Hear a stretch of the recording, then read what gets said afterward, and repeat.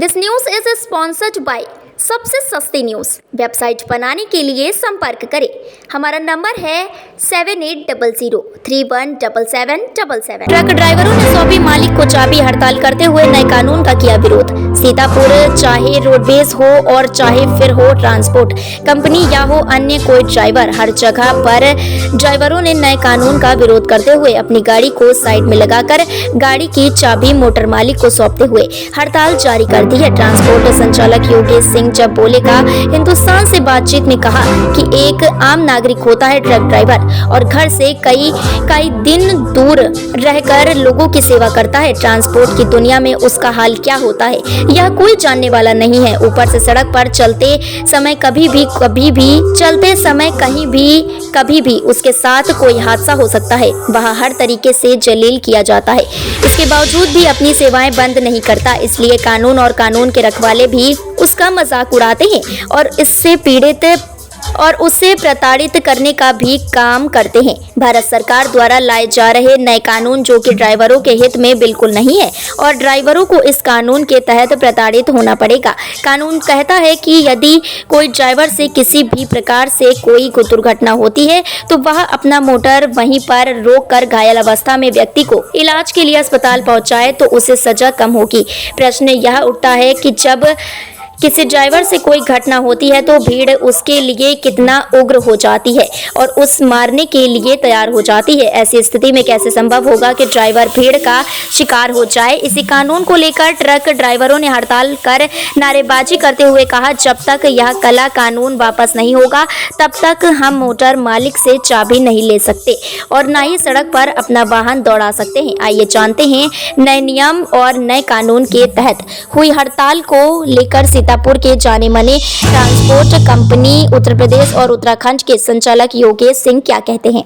नमस्कार दोस्तों, मैं हूं राजा करण सिंह और आप देख रहे हैं न्यूज़ जब बोलेगा हिंदुस्तान। उत्तर प्रदेश के जनपद सीतापुर में हम लोग आज मौजूद हैं, जहां पर एक जो ट्रक और मालिक और सरकार के बीच में एक जंग छिड़ गई है। जंग क्या कहा जाए, जैसे महाभारत वहां पर हो रही है। एक उन लोगों के लिए कानून बनाया गया है जो ट्रक मालिक हैं, जो ट्रक ड्राइवर हैं, तो वो कानून को काला कानून कहा जा रहा है, उसी के लेकर विरोध किया जा रहा है।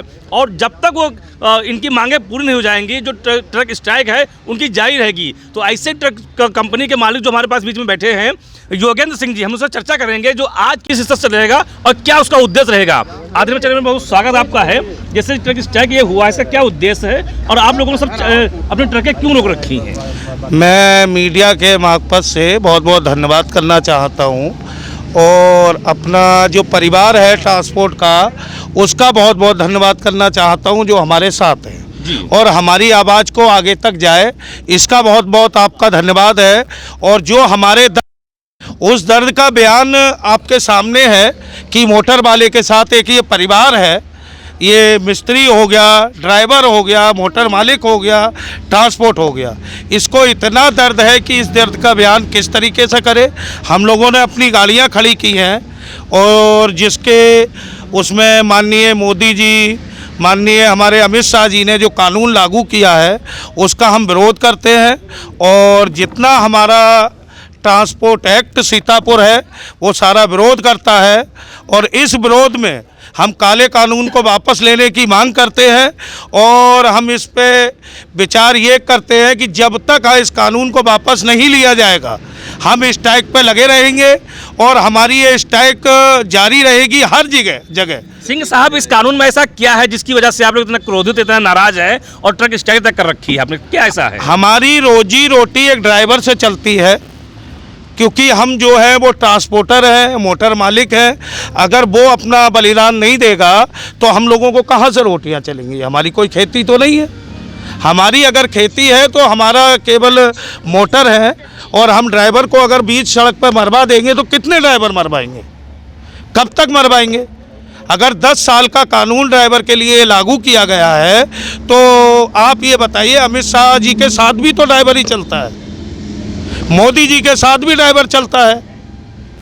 क्या उनको नहीं मालूम है कि इस कानून की क्या महत्वता है? क्या 10 साल क्या प्रावधान है इस कानून का? इस कानून में अगर एक्सीडेंट हो जाता है तो ड्राइवर उसको हॉस्पिटल लेके जाए और 10 साल की सज़ा, 7 लाख रुपए। क्या ड्राइवर एक 7 लाख रुपए होते तो वो अपनी मोटर बना के चलाता? अगर उस पर 7 लाख रुपए होते तो वो अपने घर बैठे रोटी खाता, हमारी रोड पे धक्के खाने नहीं आता। ऐसी ठंड में वो जगह जगह माल वितरण कर रहा है, ये नहीं करता। एक अर्थव्यवस्था जो ट्रांसपोर्ट की है उसमें हमारा बहुत बड़ा सहयोग है। और जिस सहयोग में आप देख रहे हैं रोड के हालात को कि चक्के जाम का नज़र आपको आ रहा है, जो 4 दिन के अंदर भुखमरी की कागार पे, महंगाई की कागार पे ये दिखाई देगा ट्रांसपोर्ट का। वो इससे मीडिया से हमारी गुजारिश है कि हमारी आवाज़ को ज़्यादा से ज़्यादा उठाया जाए और निवेदन है कि सरकार तक पहुंचाया जाए। अच्छा, जो आज आप लोगों ने स्ट्राइक कर रखी है तो अनुमान अगर लगाया जाए तो आज कितना नुकसान हुआ होगा उत्तर प्रदेश में? देखिए, उत्तर प्रदेश का नुकसान, एक गाड़ी जो हमारे लोगों की है, एक गाड़ी की कीमत हम लोगों की 40 से 42 लाख रुपए है। और एक ड्राइवर की तनख्वाह से लेके अगर देखा जाए तो राजस्व विभाग का अरबों खरबों में नुकसान में एक दिन का है, जिसकी आपको आप रोड को दिखा दीजिए, आप रोड दिखाइए कि स्ट्राइक का असर अभी से दिख रहा है, पहला दिन है। और इस दिन में हम ये चाहते हैं कि हमारी मांगें पूरी नहीं हुई तो लंबे समय तक हम स्ट्राइक पर चले जाएंगे।